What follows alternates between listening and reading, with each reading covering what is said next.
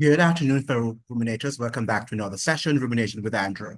And this afternoon, we are going to speak about the millions, the trillions of dollars, rather, that seem to be unaccountable in Jamaica.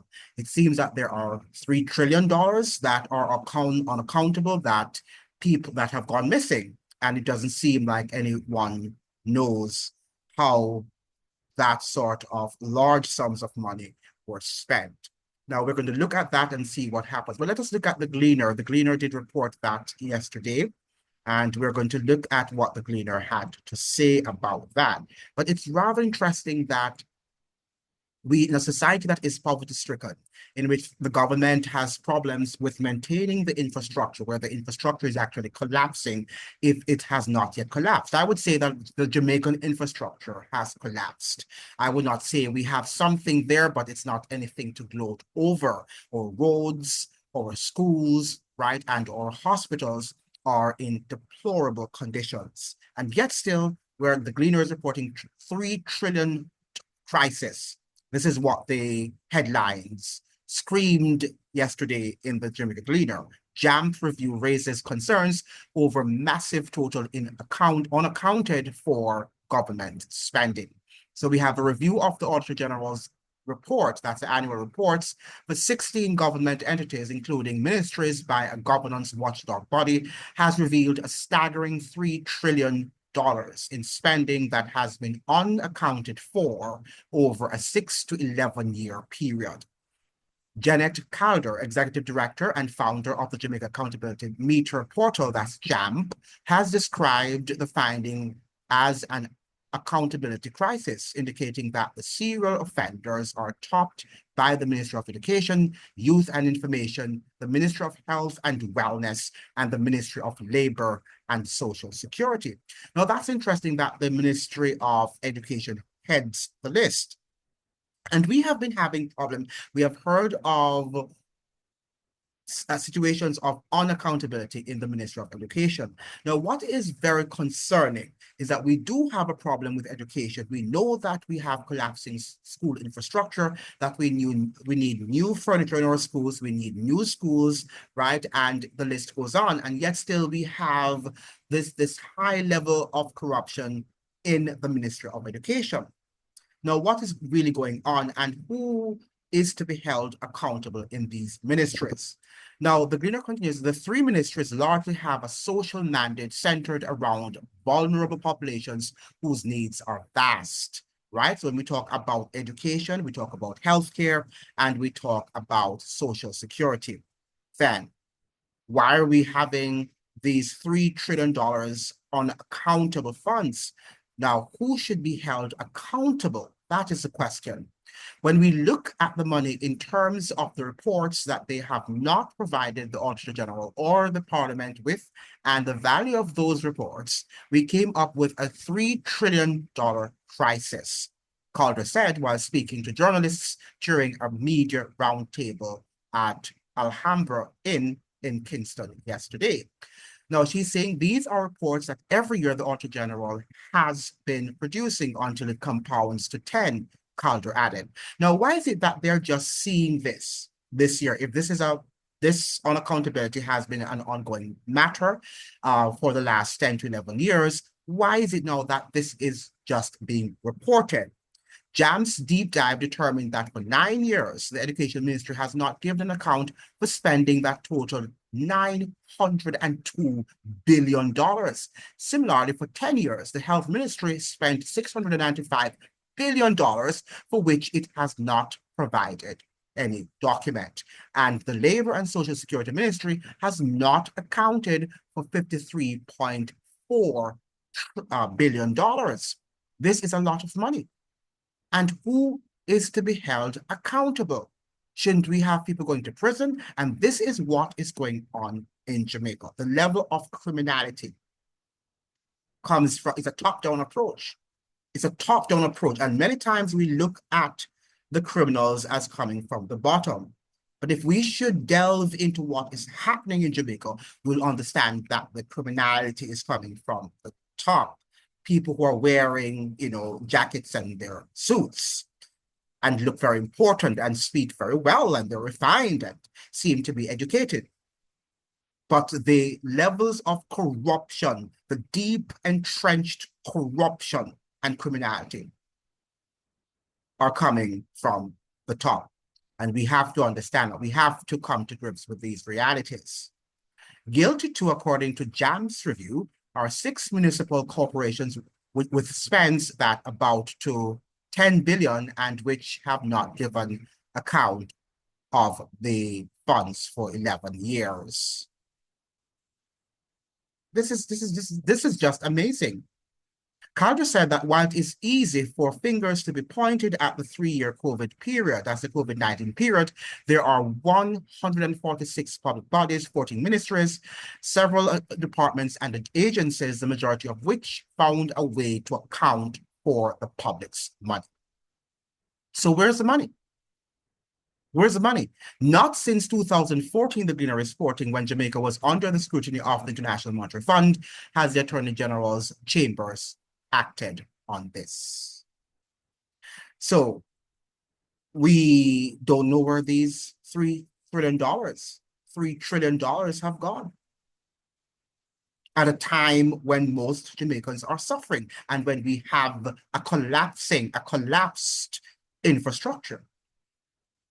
Yet, $3 trillion are gone missing from the public sector in Jamaica. $3 trillion.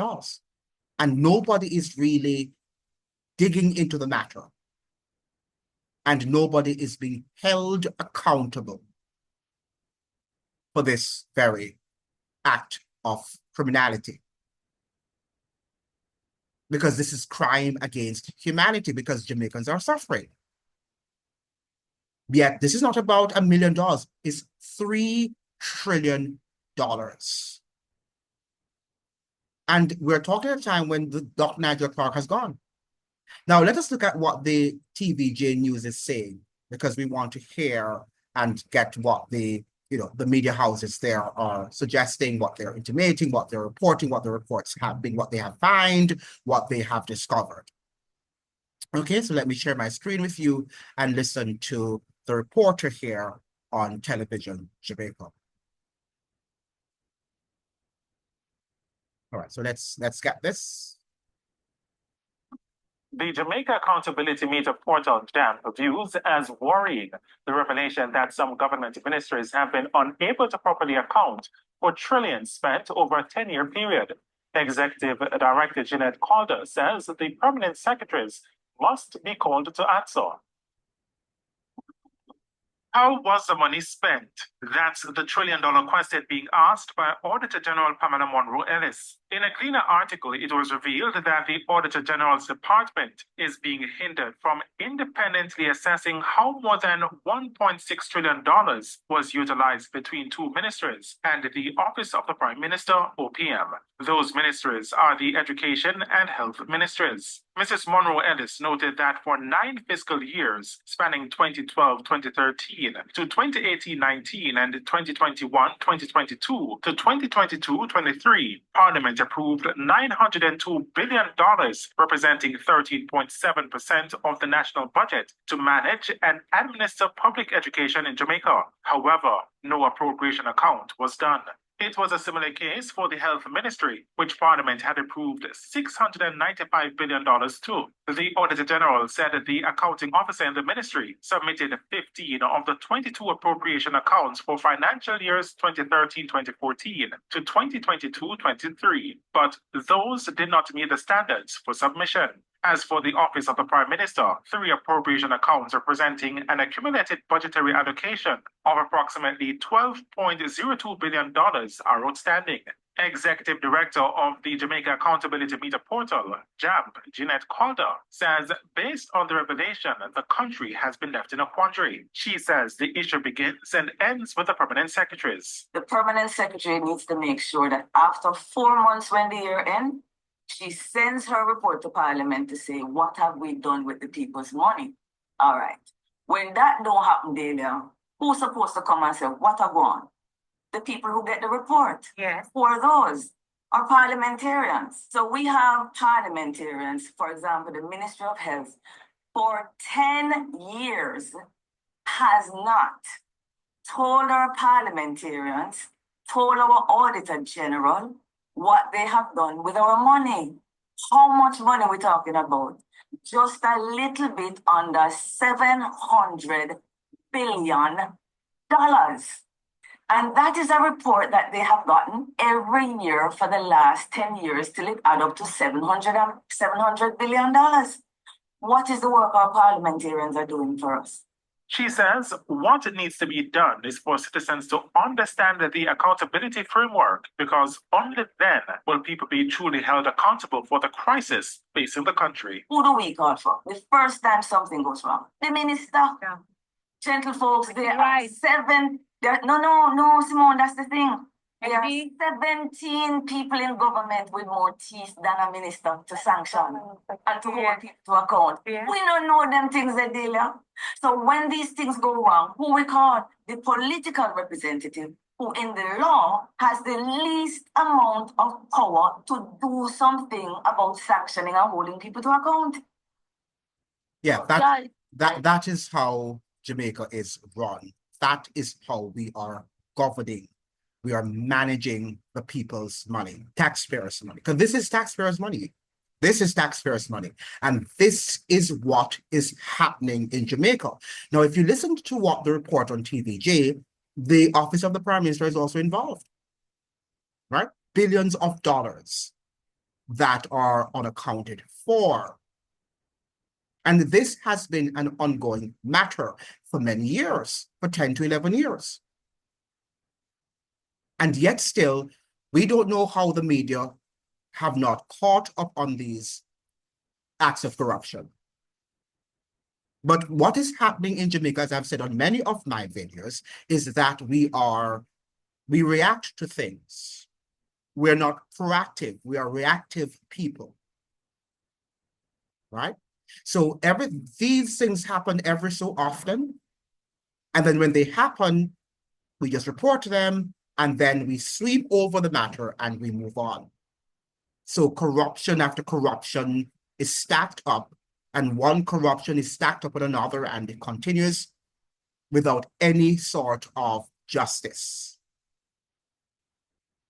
Because that is how Jamaica is run. And these people and their children, they're able to go on very nice trips and they travel abroad. And when Jamaicans travel abroad, and they like to buy their dashikis and their expensive stuff, because they are given monies that they don't deserve. Taxpayers' money. And I understand that even the hospitals, sometimes they're not basic things like toilet paper. Right? You don't have proper beds in the hospitals, and basic things that a hospital should have and must have are not there because of the waste and the theft. And then you have people like the minister, like Dr. Tofton, right? He takes no account for anything and pretends as if he is an effective minister. You know, I was saying to somebody recently, I think Dr. Tofton does not qualify to be prime minister because he has not shown that he is a leader.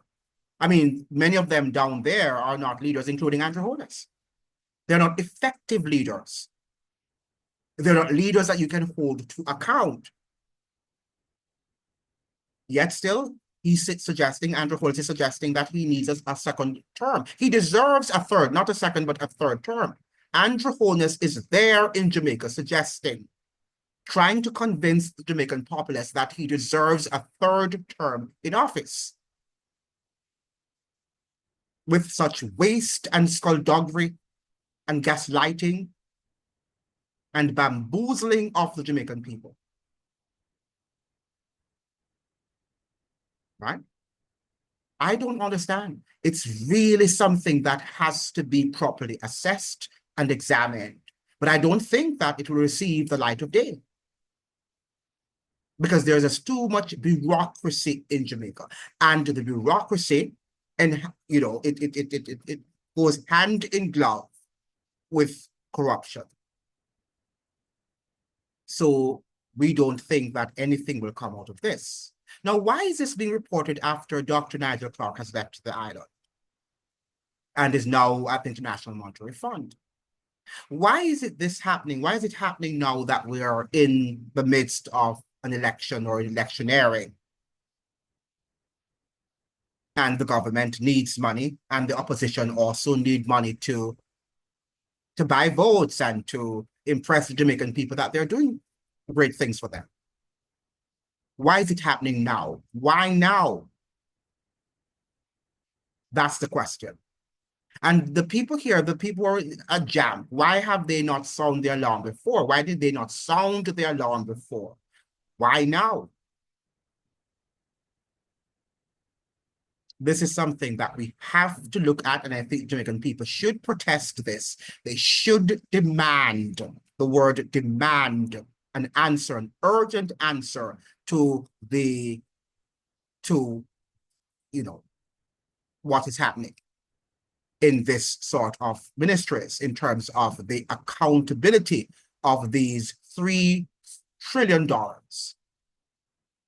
that have gone missing, that are unaccounted for. This is a large sum of money. This is not like just a $500, $500,000. Trillions of dollars. $3 trillion are unaccounted for in a poverty-stricken country called Jamaica. Now, where are we going? Thank you so much for joining. I hope you like, share, and subscribe. Share the videos, that the videos can be shared with as many people on the platform.